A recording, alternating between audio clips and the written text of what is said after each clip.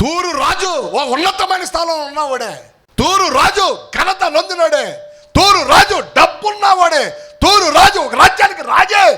అక్కడ పర్వతం మీద ఉన్న వాణ్ణి నా దేవుడు అపవిత్రం చేసేస్తున్నా అన్నాడు.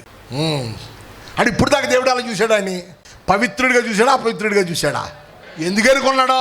పవిత్రుడనే కదా, పవిత్రుడనే ఎన్నుకున్నాడో. ఇప్పుడు నా దేవుడు దృష్టికి ఎలా మారిందో లోపల అన్యాయం పెరిగింది కనుక ఇప్పుడు ఎక్కడ ఉన్నాడో ఆ స్థితిలోనే పవిత్రుడిగా చూసిన దేవుడు అపవిత్రతకు అప్పగించడానికి రెడీ అయ్యాడు. చాలా జాగ్రత్తగా ఉండాలి. దేవునితో చెలగాడాలి ఏంటంటే బాబు, నాకు అర్థం అవుదా? పెచ్చమాలోకాలు కాకపోతే ఈ సేవ మామూలు సేవ అనుకుంటున్నారా? ఈ సేవ సరదాగా చేసేది అనుకుంటున్నారా? కంకణం కట్టుకుని అన్ని చంపుకుని బతుకుతున్నాం మేము, అన్ని చంపేసుకుని బ్రతుకుతున్నాం, చచ్చిపోయి బ్రతుకుతున్నాం.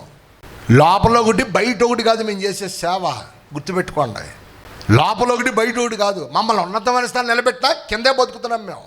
గమనించాలి విషయాన్ని, రాజు పరిస్థితి. అందుకే మీకు పదే చెప్తున్నాను, నొచ్చుకునే బాధ ఉండాలా, మెచ్చుకునే బాధ ఉండాలా? దానికి నువ్వు లోబడేవాళ్ళు పడతాడు, పోయేవాడు పోతాడు. దేవునికి స్తోత్రం. చదవండి మళ్ళీ ఆ మాట.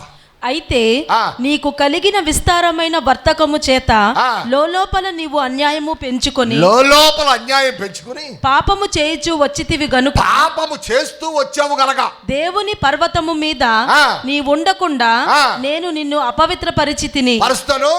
ఆశ్రయముగా ఉన్న కెరూబు కాలుచున్న రాళ్ల మధ్యను నీవికను సంచరింపవు. నిన్ను నాశనము చేసి తిని నీ సౌందర్యము చూచుకొని నీవు గర్వించిన వాడవై నీ తేజస్సు చూచుకొని నీ జ్ఞానమును చెరుపుకొంటివి. కావున నేను నిన్ను నేలను పడవేసెదను. నేను నిన్ను నేలను ఎక్కడున్నాడు ఈయన? ఎక్కడున్నాడు ఇప్పుడు? ఎక్కడ పడవుతున్నాడు? ఏం చూసుకున్నాడు ఈడంతా? సౌందర్యాన్ని చూసుకున్నాడంట. చెప్పాలి ఏం చూసుకున్నాడా? చెప్పాలి ఏం చూసుకున్నాడా? చెప్పాలి ఏం చూసుకున్నాడా? స్తోత్రం. ఏం చూసుకున్నాడంట? ఇప్పుడు ఎక్కడ పడతాడంట? ఇప్పుడు ఎక్కడున్నాడంట? పర్వతం మీద ఉన్నాడు. పర్వతం మీద ఉన్నవాడు సౌందర్యాన్ని చూసుకున్నాడు కనుక ఎక్కడ పడేస్తాడంట? గతి మళ్ళీ ఏమైపోద్ది?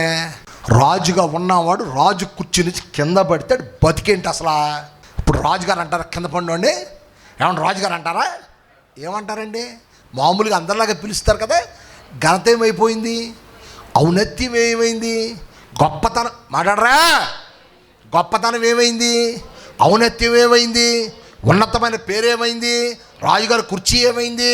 మరి ఇంకెందుకడి యాదవ బతుకు? ఇంకెందుకంటున్నాను యాదవ బతుకు? మెచ్చుకునే బోధ కావాలా, నొచ్చుకునే బోధ కావాలా? అందుకే కదా మొట్టమొదటి సంఘంలో నొచ్చుకునే బోధ ఉండబట్టే కదా సంఘం అంతా ఆశీర్వదింపబడింది. నా దర్శనమేది, నా పిలిపేది, నా ప్రతిష్టత ఏది, నా వైరాగ్యమేది?